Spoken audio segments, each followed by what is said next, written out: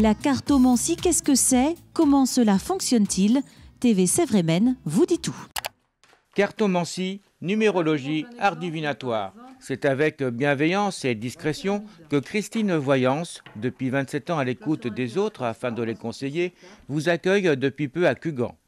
Elle utilise différents supports de la cartomancie, que ce soit l'oracle de Béline ou de la pyramide par exemple.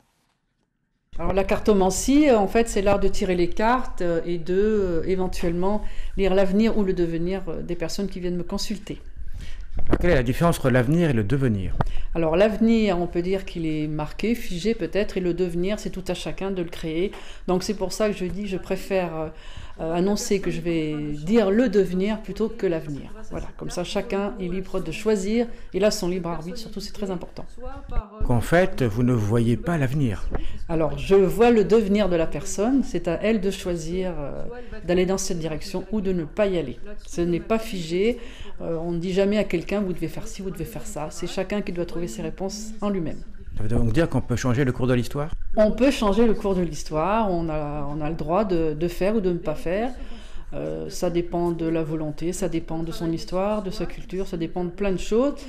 Les personnes qui viennent me voir sont souvent dans le doute ou dans l'incertitude ou dans des blocages. Donc grâce aux cartes, on arrive à avoir un petit peu le fil conducteur pour sortir de l'impasse. Et après, c'est à la personne d'agir ou de ne pas agir. Alors savons-nous comment ça fonctionne? Alors c'est un mystère, c'est un grand mystère. Enfin, ce qui me concerne... je ne sais pas, je suis toujours très sceptique, j'ai devant moi une personne que je ne connais pas et j'arrive à lire son histoire à travers les cartes. C'est toujours intéressant aussi, c'est toujours émouvant de trouver aussi des réponses comme ça qui me viennent aussi parce que grâce à ce support, je prétends avoir quelques informations qui me viennent de je ne sais pas d'où. Voilà. Donc vous avez vraiment besoin des cartes? J'ai besoin des cartes, c'est un support, je trouve intéressant car il y a plusieurs formules, il y a des couleurs, il y a des formes qui nous suggèrent des idées et des concepts et le client aussi a besoin d'avoir les cartes devant les yeux, enfin pour certains.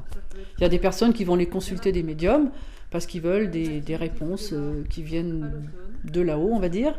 Moi, je suis plutôt guidée par mes cartes qui vont me conférer à certains moments une impression forte. Hein, c'est comme si vous vous réveillez le matin en disant tiens j'ai rêvé de quelque chose et puis ça vous revient dans la journée, alors l'impression c'est ça.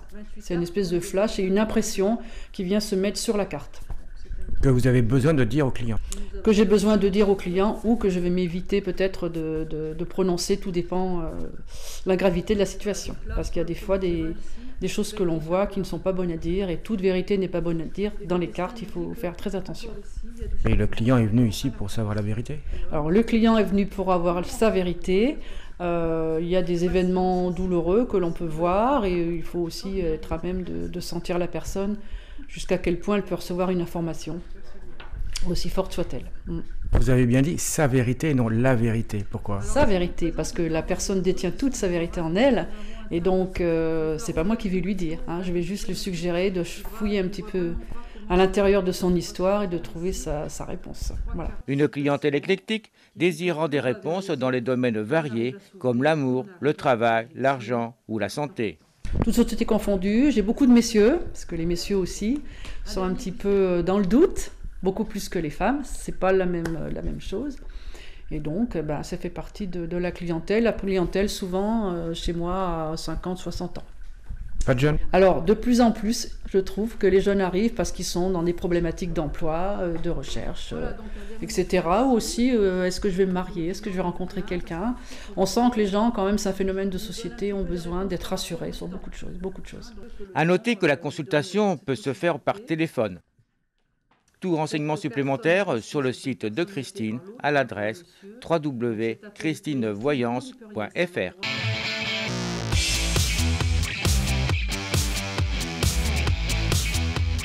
Feta TV continue sa série de la bibliothèque des mots et s'intéresse aujourd'hui à la notion de tranquillité publique.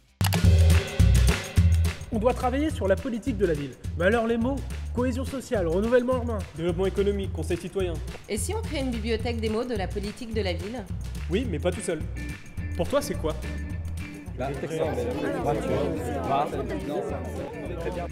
Qu'est-ce que vous en dites? Ouais! Alors, on choisit quel mot? Pour vous, c'est quoi? Pas de bagarre. Des voitures qui roulent trop vite. Du calme. Ne pas se faire bousculer. Voir des enfants jouer. Tu me bouscules, tu t'excuses. Vraiment, il y en a assez, les quads, les rodéos, les coups de fusil, les agressions. Moi, je me suis fait agresser, ils m'ont cassé une bouteille sur la tête. On a à multiples reprises appelé la police, parce qu'on s'est fait caillasser sur le balcon. La sécurité, c'est d'être en paix chez soi. Voilà, d'être en paix. Quand il n'y a pas d'agression, quand il y a respect de normes, respect de la puissance publique, respect de l'ordre public. C'est pas de se poser, c'est quand, oui, comme je disais tout à l'heure, quand tu marches dans la rue et que tu te poses pas la question s'il y a un danger ou pas, ou que tu regardes une rue en te disant je vais peut-être pas y aller, même si tu te poses 2 secondes la question, c'est qu'il y a un truc. C'est être loin du danger. Parce que sinon on est en sécurité, on voit pas pourquoi mettre les autres, pourquoi on mettrait les autres en danger. Parce qu'il y a des petits, vraiment, ils partent dans leur tête, ils sont dans un film. Certains petits, ils se croient dans GTA en fait.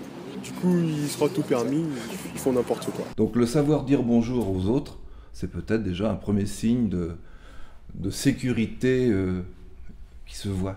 C'est l'idée qu'on se donne des quartiers. Donc ça fait que ces quartiers sont considérés comme étant des quartiers d'insécurité. Ils ne respectent rien. Ils crachent par terre, c'est sale, c'est tout ce qu'on veut. Quand il y a par exemple du bruit dans les cages d'escalier, des immeubles qui ne peuvent pas être, disons, qu'on ne peut pas occuper parce que là ça rentre dans le cadre de l'insécurité. Et que les jeunes n'ont pas d'endroit où aller. Donc quand ils n'ont pas d'endroit où aller, ils vont embêter dans les cages d'escalier. De temps à autre, oui, il y a des expressions verbales malheureuses, on va dire. Mais ça se compte sur une main et les personnes qui font ça se compte sur une main aussi. On est responsable des comportements des gens à l'extérieur. Je veux dire, si on voit un gamin en train de cracher par terre, en train de vider la poubelle, la mettre par terre, mais bien sûr, c'est à nous de lui dire non, ce que tu fais, c'est pas bien. Sécurité, tranquillité publique, des flics partout, plus d'habitants dans la rue. Finalement, est-ce que c'est à nous de faire la police ? Évidemment, la sécurité est une compétence de l'État. C'est la police nationale qui est garante de la sécurité, ce n'est pas la ville. Néanmoins, moi j'ai envie de dire la ville est garante de la tranquillité publique. C'est pour ça qu'on a un contrat local de sécurité, sous l'égide de la ville, qui a le leadership du contrat local de sécurité, les bailleurs sociaux qui sont dans les quartiers populaires, la justice et la police qui signent sur des objectifs, sur des volontés d'action sur des territoires très précis. Concrètement, il s'agit de quoi? De quoi on parle? C'est accompagner les citoyens pour vivre mieux leur ville. Ça veut dire pour nous comment on travaille sur des petits actes d'incivilité et de délinquance, de primo-délinquance, parfois de tout petits aujourd'hui, qui sont sur l'espace public et qui créent un phénomène de peur par rapport aux autres. Donc systématiquement dans les actions, on va chercher quel acteur est concerné, quel acteur connaît bien la situation, parce que venir sur un territoire inconnu en voulant tout métamorphoser, tout changer et de se dire qu'on va réussir, c'est voué à l'échec. Donc l'idée c'est de se dire sur ce territoire, tel acteur a la légitimité, la crédibilité, on va s'appuyer sur lui et ensemble on va monter une action. Le repérage c'est le début. Hein. C'est vrai qu'une fois qu'on a repéré, c'est de trouver le bon interlocuteur. Parce qu'il y a eu des cellules, par exemple, dans les quartiers, des cellules de veille éducative. C'est-à-dire que plusieurs partenaires se mettaient autour de la table pour évoquer des situations individuelles. Et une fois que la situation était évoquée, c'est de se dire, bon, qui connaît ce jeune d'abord? Parce que tout le monde, on entend des noms, hein. Alors telle famille, tel jeune, mais entre nous, là, autour de la table, qui connaît ce jeune? Alors l'accord le connaît. Donc est-ce que l'accord est en mesure de faire un travail d'aller vers, de permettre à cette famille, à ce jeune, d'être en contact avec des professionnels et d'avoir un accompagnement. Donc c'est en cours aussi, hein, c'est des chantiers qui prennent beaucoup de temps, parce que mettre autour de la table différents professionnels, c'est pas gagné d'avance, mais ça commence réellement à prendre. En fait, c'est toujours les jeunes qui sont visés. Bah faudra les enfermer. Oui, mais si on les enferme pas, on fait quoi? Je pars du principe que c'est la nuit et le week-end, il y a plus de problèmes dans les quartiers, puis qu'il n'y a pas grand-chose d'ouvert à part les commissariats. Et donc mon travail, c'est de m'installer sur l'espace public avec mon camping-car, je mets des tables et des chaises dehors, Je fais du thé à la menthe, je mets de la musique. Et ça, les gens qui sont dehors le soir, notamment les jeunes qui sont dans les halls, viennent, ils s'assoient, ils prennent un verre et puis au bout d'un moment, ils déballent. Ils commencent à parler de... Je pars toujours en principe que s'ils sont tard le soir, c'est qu'ils sont en difficulté. Je ne viens pas tout seul, je viens avec des bénévoles qui sont souvent assistants sociaux, éducateurs. Des fois, ça peut être un magistrat, il peut y avoir un policier, il peut y avoir un enseignant. Donc, mon boulot, c'est de provoquer la rencontre avec des personnes qui, naturellement, ne se mélangent pas. On nous confie des mesures dites de stage de responsabilisation. Responsabilisation autour des violences conjugales, responsabilisation autour d'infractions stupéfiants. Pour monter ces stages, on aurait pu très bien dire on reste dans le pénal socio-judiciaire. Au niveau association, on a fait volontairement appel au service éducatif. C'est-à-dire on se dit c'est pas une histoire de pénal, c'est une histoire de dimension sociétale, c'est une dimension éducative. L'une des difficultés que je vois très souvent pour des élèves en déscolarisation, c'est que quand on a des difficultés scolaires, c'est très violent en fait. Le fait de tous les jours être en galère en classe, de se faire rabrouer par les professeurs parce qu'on n'a pas réussi un exercice, même si les professeurs sont bienveillants, ils le sentent en fait qu'ils sont moins bons que les autres. Et en fait, on va dire que cette violence-là qu'ils subissent fait que petit à petit, ils s'isolent, ils se replient, ils viennent plus. Et c'est ce qui est compliqué, c'est que l'école, c'est beaucoup des matières, de la réussite dans les matières. Et si on n'est pas dans la réussite, du coup, il n'y a pas de chemin possible à l'intérieur. Et c'est comme ça qu'on les perd, en fait. En termes de prévention, moi, ce qui me paraît important, et c'est vrai que le rôle des associations est très pertinent là-dessus, c'est vrai que pour des élèves qui sont en déscolarisation, le but, c'est qu'ils aient aussi des expériences un peu joyeuses, qu'ils n'aient pas que des difficultés dans leur vie, dans leur foyer, dans leur école, mais qu'ils aient aussi des expériences joyeuses qui puissent être valorisées. Oui, un jeune, ça bouge, ça danse, ça s'amuse, ça vit. Oh, mais c'est pas que la question des jeunes, il y a aussi les vieux. Les voisins, la famille, les chauffards. Non, la ville tranquille, c'est... Pas de jeu, pas de cris. Pas de voiture, pas de moto, pas de bus. Des enfants super disciplinés. Bref, l'ennui, quoi. C'est l'ennui. Ouais, l'ennui, quoi. Mais au fait, ça existe un 30 km ? C'est vrai ça, qui décide quand je vais bien ?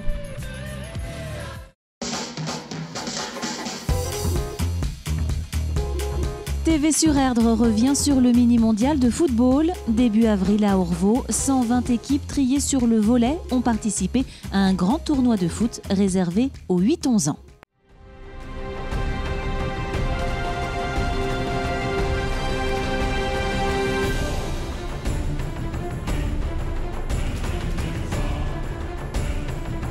Écoutez, nous sommes très heureux de mettre à disposition tous les terrains, d'être un partenaire important du club pour justement que cette manifestation tournoi international se déroule dans les meilleures conditions possibles.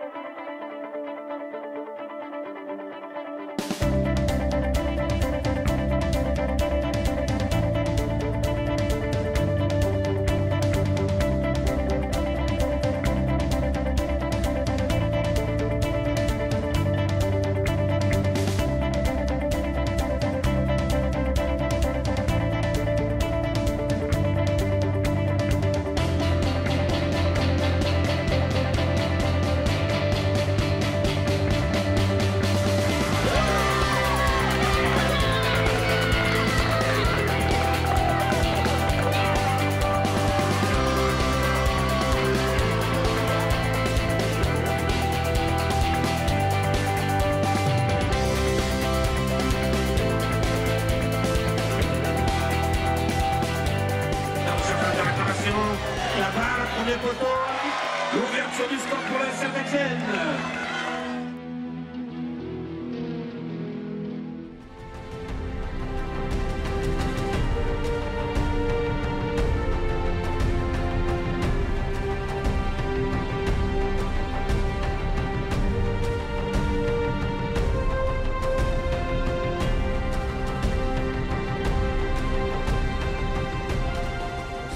concentre sur le prochain objectif à atteindre. Et puis voilà, on aborde le match sereinement comme on l'a abordé juste avant.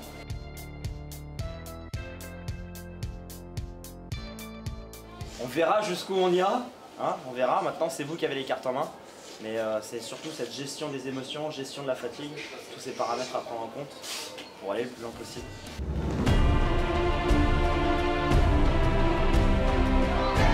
Oh